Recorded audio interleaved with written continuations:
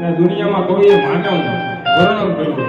માનવ તો વર્ણન ન હોય પણ બાપને ન્યાય મળે એના માટે બાપનો શીશ છે. બાપ જીવતા જેને જાણી લીધા ને, બાકી મર્યા પછી તો બધા ઇંગ્લિશમાં ઓલું લખે તો આપણે બહુ ભણ્યા નથી તો નથી આવડતું. વિશ્વ ભાઈ વિશ્વ આમ જીવતા જાણવાની જરૂર છે. બાપ મર્યા પછી તો અહીંયા કહેવત છે કે તમારી ઉપર સત્રી છે ને ત્યારે આપણે વરસાદ આવવાથી મારે સત્તર રાખવી પડે. બાપનો સત્તર સિનેમાઈ જાય ને પછી અફસોસ થાય. નાના મોટે મોટી વાત ઉંમર નાની થાય પણ જીવતરની બધી ઠોકરું ખાય અમુક અનુભવે ખૂબ એવું બધું શીખવી દીધું કે સંસારમાં બધી રૂપિયા દેતા કારણે મળે છે સાહેબ, પણ મા બાપ નથી મળતા.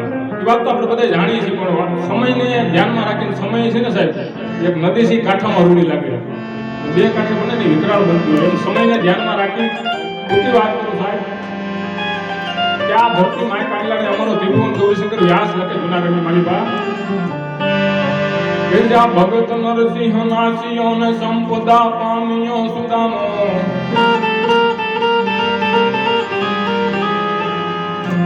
જા ભગત નરસિંહ નાસિયો ને સંપદા પામ્યો સુદામો.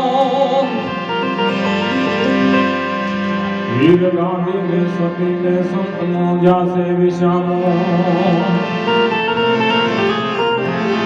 આજ પણ ઉભા છે ગામ ગામ થાંભલા વાટ જો યુદ્ધની ગામ જાપે.